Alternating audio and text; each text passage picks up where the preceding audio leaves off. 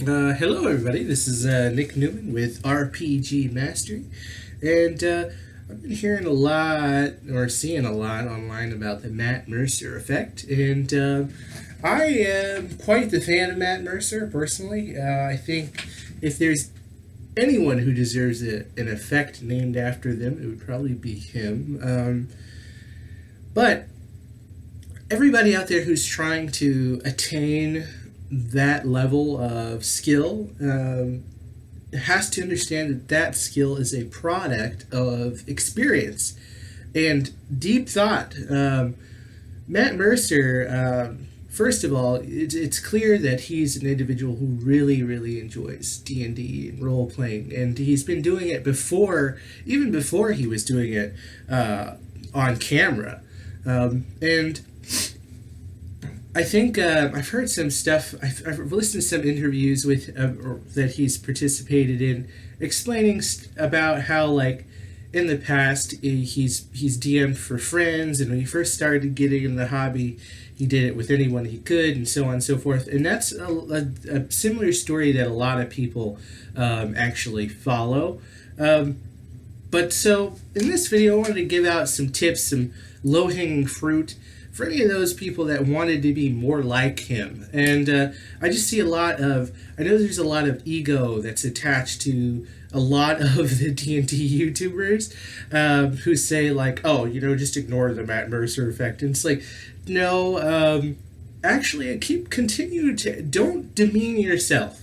Because if you're a GM, you're already winning, in my book. It's the freaking gnat in my room here. You're already winning in my book. And if you're playing D&D, everybody's winning. So it's all groovy.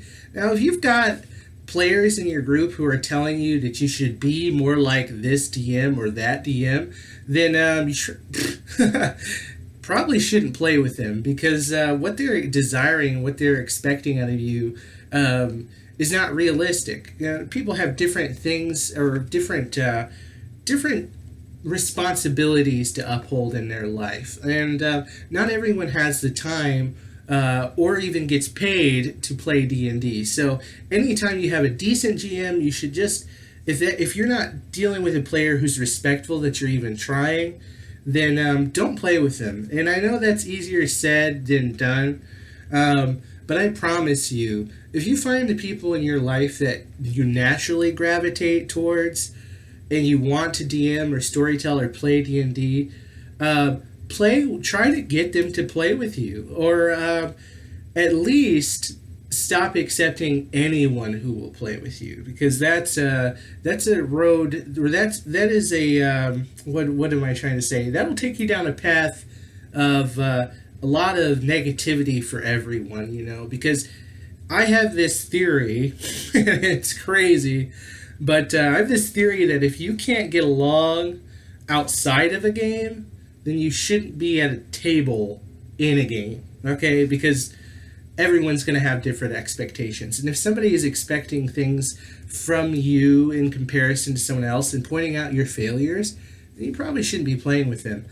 But there's nothing wrong with wanting to DM as good as Matt Mercer DMs. And like I said earlier, that is a product of lots of experience and a lot of pressure on his shoulders. A lot of pressure because he's creating these videos that millions of people are watching. I know they've got a cartoon now and everything. There's a lot of pressure for him to get it exactly right. And, it's kind of a miracle that in my opinion, he does get it exactly right.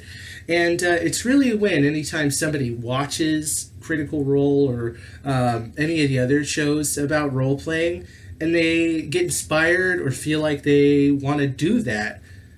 That's wonderful. That's a boon. But to have somebody compare you to Matt Mercer, come on now, because I promise you, as skilled as Matt Mercer is, there are things and ideas and concepts that you as an individual can come up with that are better than the ideas and concepts that Matt Mercer makes. They're not equal, they're just different. And I don't think people understand that. But there's a lot of quirks Matt Mercer has that if you can look at him as he GMs without such pride or ego attached, or your own self-esteem demeaning you, or your players demeaning you, you can learn a lot about what he does. And so this will be one video of 2 or 3 maybe, because I can't get through all these points in just one video. And if this gets enough views, I'll upload another one explaining the other lists, and I actually are going to get better, so I got to entice you guys to watch my stuff. So, okay, so my first tip is just that. If you're playing D&D, play with people that you like. And I mean it. Like, if you don't like them, don't play with them. Life is too short to be sitting here at a table with 4-hour, maybe if it's 2-hour to 8-hour sessions of D&D or tabletop with somebody that you can't get along with outside of the game, because I promise you those differences will come up in the game, and you need to address that. And sometimes the trick is just to take a break from the game entirely, realign your interests with everybody else, and when you're ready, come back with the A-team that you want. And that's something that I take note of when I watch Matt Mercer's games on Critical Role, is that everybody at the table he's playing with, I can tell he's friends with them. And you guys can probably tell he's friends with them too. I think these guys go through stuff outside of this game together, and they have this, this camaraderie about them. And maybe, just maybe, when we watch that show, maybe we watch it because we seek the same type of relationships. And it is doable. I promise you it's doable. I've got it in my life now where before I would DM for literally anybody that was interested. And now I've got a private game that I do at my home with, I think it's like 7, yeah, I'm a bad friend, 7 players or 7 people that I love and would kill for, you know what I'm saying? So I get those people together, we're going to have a good time no matter what. And because I'm with them and I love them, I'll be comfortable to express my wacky, crazy self to them without fear of harsh judgment. If you've got someone at the table judging you and comparing you to someone else, they're not your friend. They may say that they're wanting you to get better, but really what they're wanting is maybe more attention, or maybe they're wanting to see you fail. It could be a thing too. But so you get rid of those people and start fresh with the A-team, the people you really enjoy playing with. You're going to have a really good ride, because the whole goal is to enjoy the experience. If people are not having fun, it's not a good time. So that's number 1, is play with people that you like.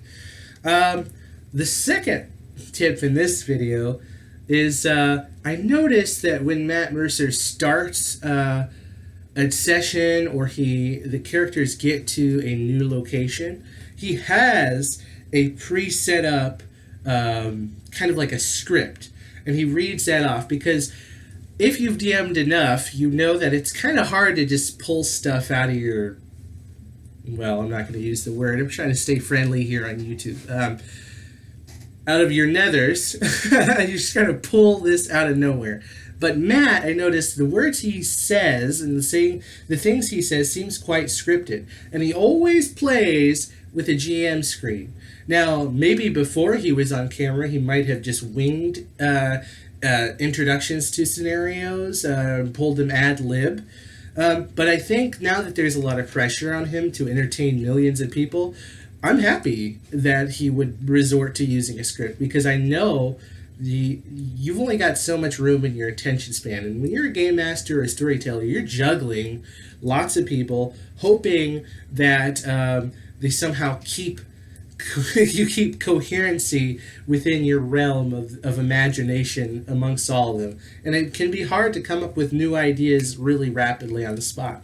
So behind that screen, I'm fairly sure he's got some scripts, and they're very short things that can kind of set up a scenario. So, like, I'll give you an example of like a little short thing I did here.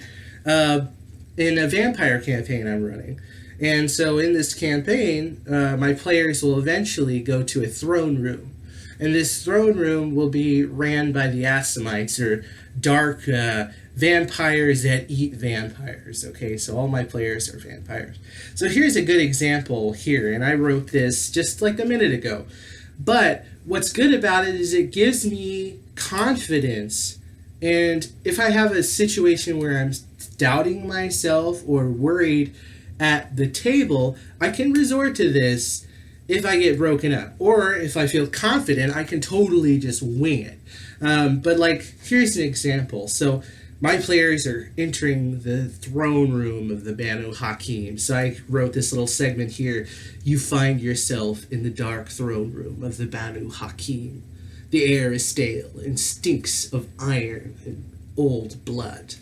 A large velvet carpet leads to a massive obsidian throne. You hear whispers in the shadows, and you watch large banners of black and crimson sway calmly with the closing of the iron doors behind you. A sense of dread falls upon you all as a voice appears or pierces through the silence. Abandon all hope, ye who enter here. So, I'm a little embarrassed to actually do it, but with practice comes what's the word? Confidence. Okay, so this would give me confidence, especially if I'm playing in a room full of people I don't know, or in a situation where I'm broadcasting a video to people I don't know. But it helps to assume that we're all friends here. And so that's one solid tip here, is if you have your party entering different areas or scenes, or maybe they're meeting new people that you really want them to like, set up a little bit of a scripted short paragraph of the scenario. But after that, you can end that scenario waiting for a response from your players. So in this case, some vampire lord was waiting for what they would do, or what they would respond, or what they would question. And it kind of organically works its way in. And I've seen Matt Mercer do this, and it doesn't help for everybody else's confidence out there that he's quite good at ad-libbing and coming up with stuff on the spot. And I think that's because his focus is not on the people watching him. His focus is on the world. And it's my opinion, and I can't really prove this, but your focus of your mind only has room for so much. And if you really just embrace it and really try to sell it, you're going to be fine. And you're going to have people that are immersed in your world. And something interesting I tried to do with the paragraph I wrote is here I wrote, a sense of dread falls upon all of you as the voice pierces the silence. And that I am actually telling the players how they're supposed to feel. Some DMs may not be very comfortable doing this, but Matt Mercer does it all of the time.